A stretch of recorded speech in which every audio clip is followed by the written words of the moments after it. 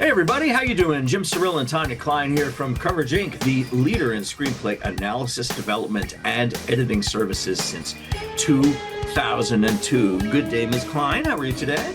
Very well. How about yourself? Hey, I'm doing okay. What are we discussing today? Well, today we're going to talk about query letters. Now, Oh, as you guys hopefully know, you can send us your query letters and we will review them for free. maybe Info they at don't know Coverage that, so Inc. it's probably a good thing you just said Yeah. that. So just email us at info@coverageinc.com and we will review your query letter for free. And So by the way, no upsell, right? There's no catch. There's no nothing. It is me personally reviewing your query, and I will get back to you, and I do not pull my punches. I will tell you exactly what industry response to your query will likely be and give you a lot of suggestions in most cases for how to improve them. Okay? exactly. So since we do see a lot of query letters, so the same mistakes crop up over and over and over again. So we figured we're Yeah. going to do a little video about what those mistakes are and what you should do to avoid them. Because you have to remember that your query letter is a sales tool. You are selling your material and you are selling yourself. Yourself. That's right. And That's a key thing I think that we need to make sure that people really understand. It's not just about your script, the script you're pitching. And by the way, don't ever pitch more than one project in a query letter. Let's just get that out right up front. One project, one query, one project per query. Okay. There's a lot of reasons for that, but basically, we've been told that by agents and managers. But the main thing that they're looking for is not just about whether the project seems interesting, but whether you seem interesting. exactly. So here's the thing. What you have to remember is people get thousands of these a week. And, like we always say with screenplays, if you're lucky, you may have 10 pages. Well, with a query letter, if you're lucky, you may have 10 seconds. That's right. That is exactly right. Yeah, 10 seconds. So basically the goal is to convey your project, your pitch as compellingly and concisely as possible. We'll get into the conciseness in a second. But also convey yourself. This is a key thing that a lot of people miss, okay? There should always be something about you. What makes you fascinating? What makes you the best person to write this screenplay? What sort of life experience do you bring to the table?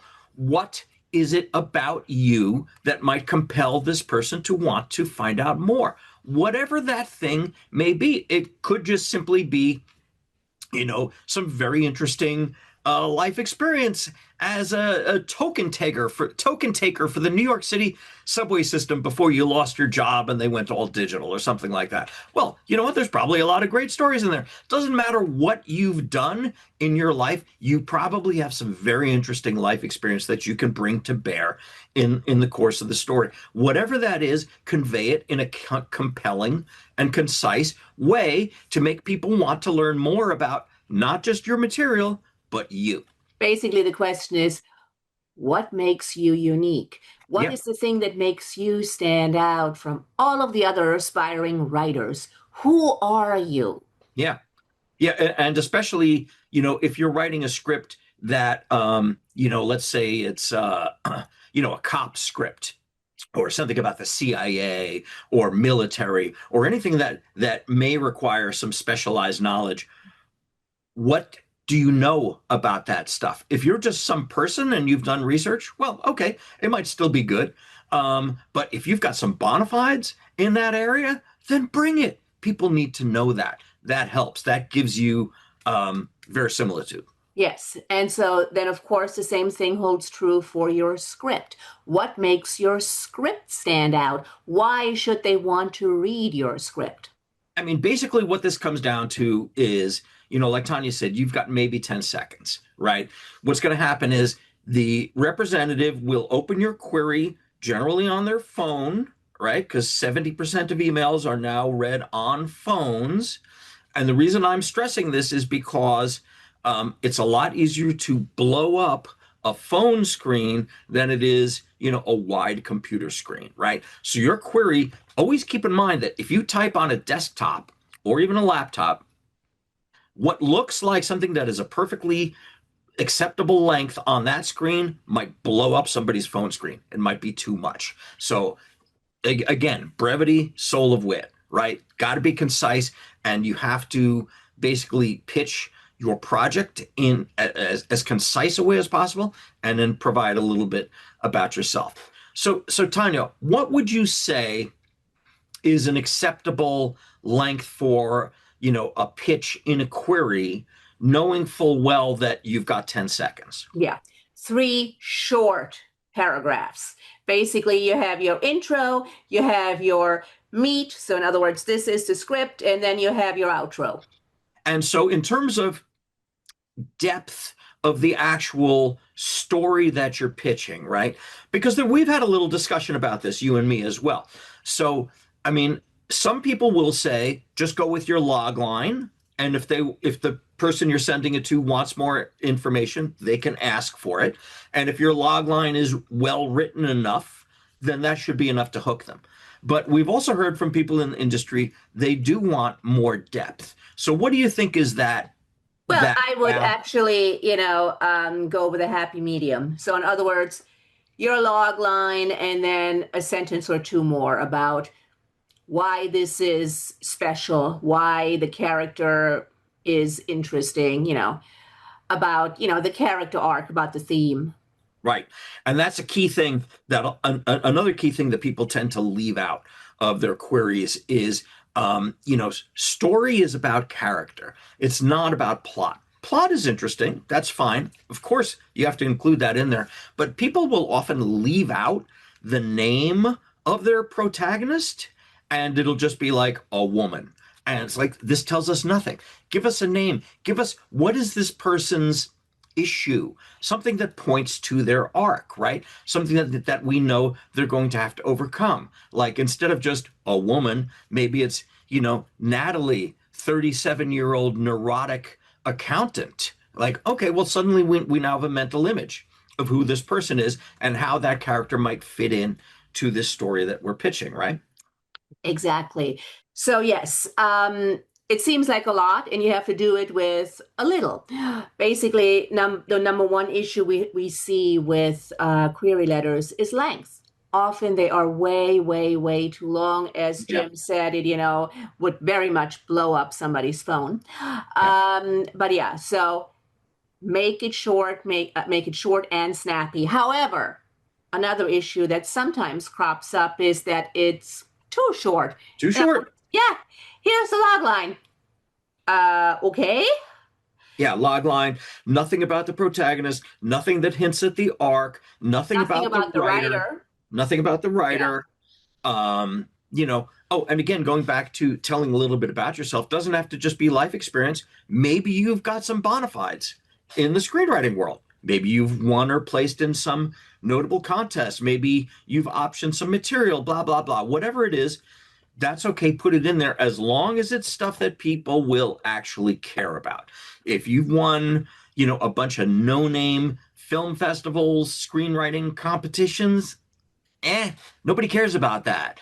If you optioned something 20 years ago to some independent producer and they had a bunch of C-listers attached and the movie never got made, don't mention that. It's not real. You always have to be thinking about what people in the industry are going to respond to. And if you don't have bona fides that they care about, then just keep it about yourself. Okay. But just to elaborate on what you just said, Tanya, I think the number one problem that I see with the queries I review is generally they're too long.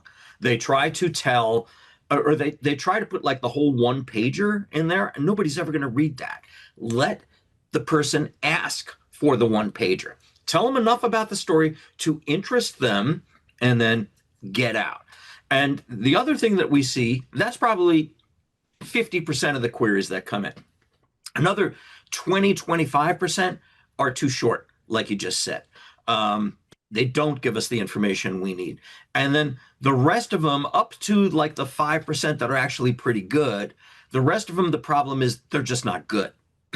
Yeah. So that's the other thing. Remember that your query letter actually sells you as a writer. Yeah. So make sure it's well written. Now, of course, also make sure you spell check, please. Yeah. Please, really?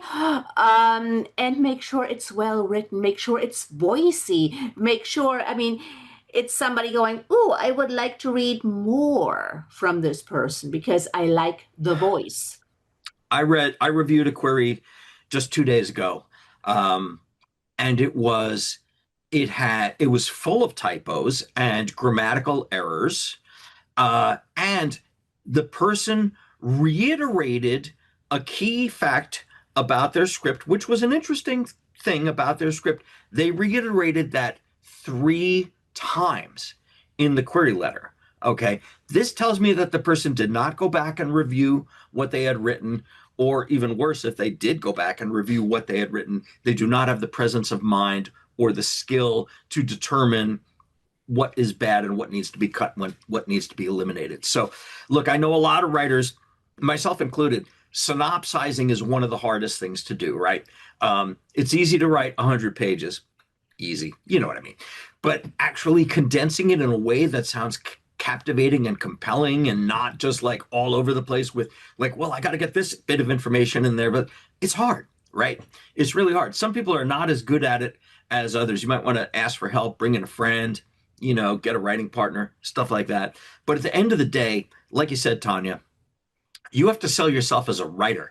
That means that query has to be well written. It has to be compelling. It has to be interesting. They need to know from these 3 paragraphs that this person has the chops. And if there's typos and if there's grammatical errors, Yeah. you're done. Yeah. So put your best foot forward. And as you know, you can always send us an email. Yeah, send us an email. So again, all of that said, folks, we're happy to take a look. There's no charge. Free. Absolutely free. No upsell, no nothing. Just send it along and I will read it personally and I will get back to you with my notes. Okay. And turnaround time is generally 2 to 3 days. Okay. So it won't even take you that long. So go ahead. Where do they send their queries to, Tanya? info@coverageink.com. And remember, queries do work. They do work. I mean, 95, 98, 99% of the time, you will get no response or you will get a pass. That's just to be expected because there are literally tens of thousands of other people who are trying to do the same thing as you at any given time. But occasionally, if you can sell yourself and your project in a really interesting or compelling way, they might say, yeah, sure, send along. I personally got signed by a major management company, which weeks later led to me being signed by a major agency, Gersh, off of a query letter. It happened. Okay. So there you go. Thanks for watching, everybody.